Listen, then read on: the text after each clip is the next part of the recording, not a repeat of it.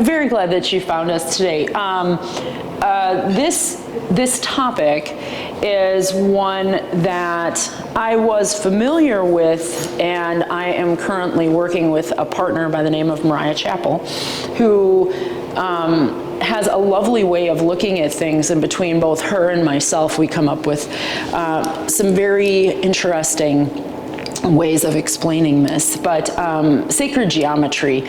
So sacred geometry is a topic that is currently one of those things that you hear it and it's like a buzzword, and it's like, what is it? What is it really? Well, sacred geometry is really recognition of, a lot of times people view it in terms of the recognition of patterns that are utilized in art to reflect religious concepts. I mean, that's one definition of it, if you were going to scholarly look at it. Is that it's, you know, for example, the stained glass at the cathedral at Notre Dame. How it's patterned, what it looks like as it's reflecting the light through it. But another definition of it is the shapes and patterns used that reflect the rhythms found within nature. So this idea that there are repeating patterns, different shapes that exist in nature that you see over and over again, everyday things. And so to me, what these shapes represent on a subconscious level is our continual search for beauty. How do we look for things that are beautiful, and how those natural shapes really reflect a deeper connection with our human experience and psyche to have the pursuit of beauty in some capacity, way, shape, or form. And what's interesting about geometry and math in general is that we look for ways to overcome language.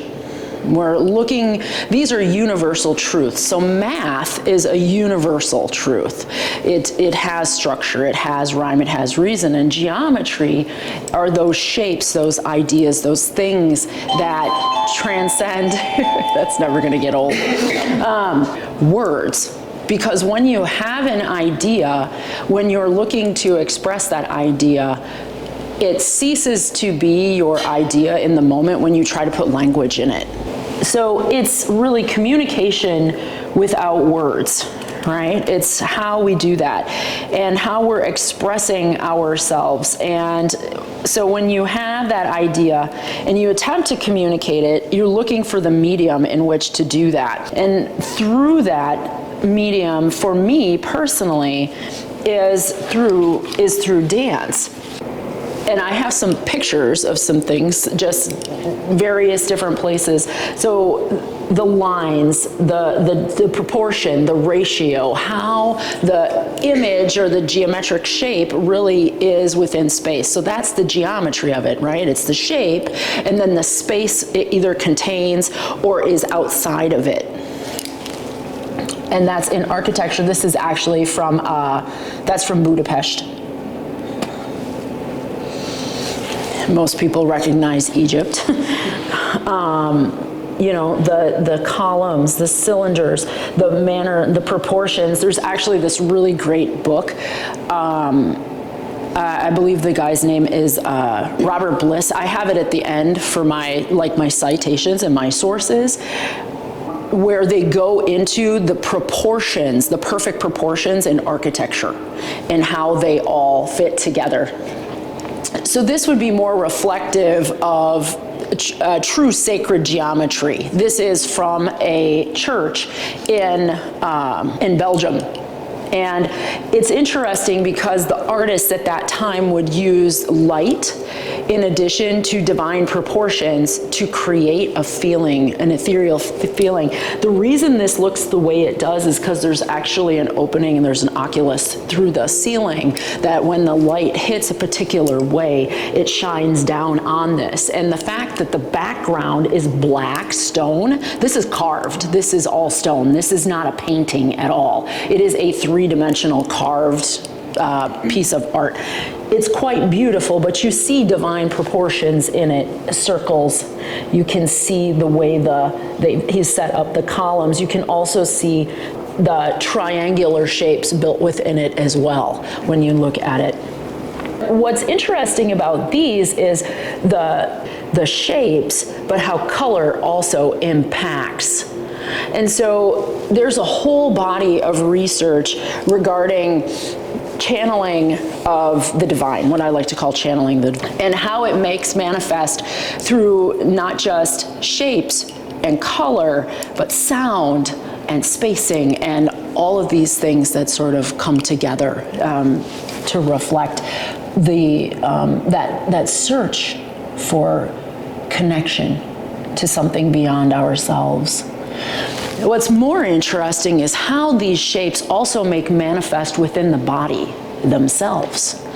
So we are walking geometric patterns.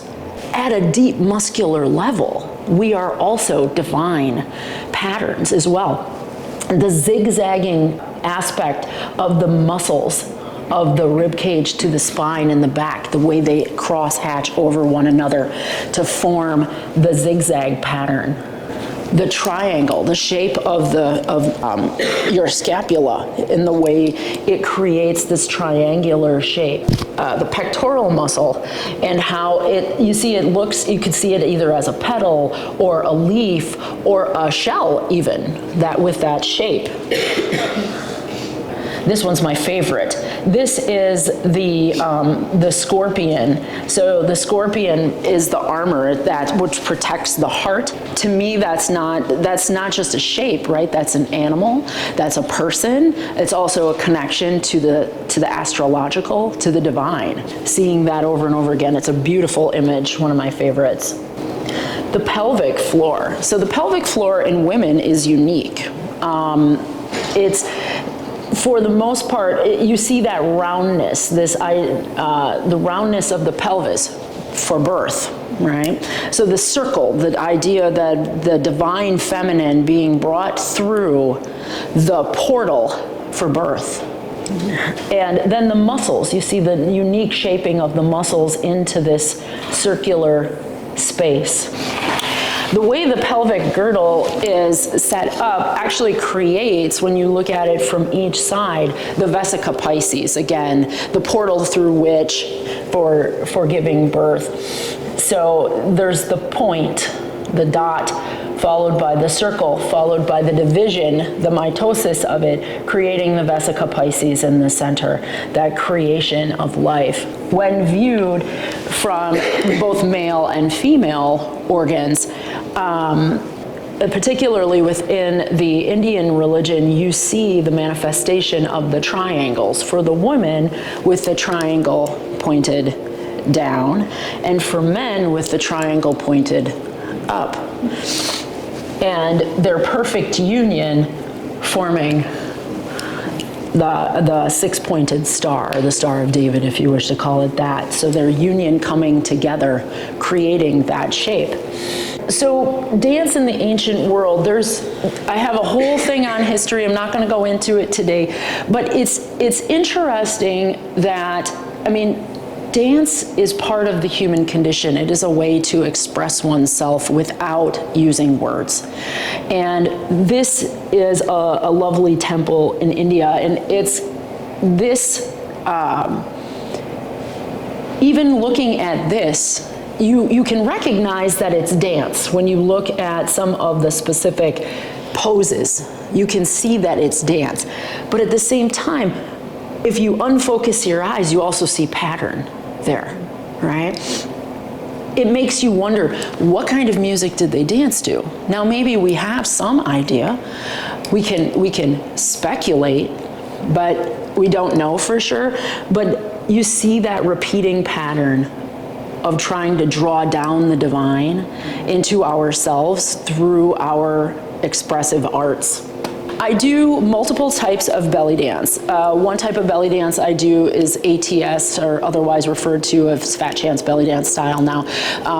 American tribal style was American, as it was a fusion, a multi-ethnic melting pot of movements from different folkloric dances throughout the world. And it was tribal style because it's an improvisational art form, kind of like learning a movement language that is similar to like Spanish. There's a set of cues and gestures that allow for a leader and followers behind to make an expressive art in the moment. So once I know the language, it's like I'm speaking to you now in English, I can dance it. And why I bring up Masha at this point is because she had a unique way of looking at dance and her perspective on it as an artist. She's now a jewelry maker. These are some different quotes from her. So she considered it moving sculptural composition. That slide prior, where you see those beautiful Indian statues and the line it's creating, as you transition from one to the next, how that looks as you're going through that process. So it's a beautiful way to really look at it. The next one, which is the one we're talking about, is solving geometric questions.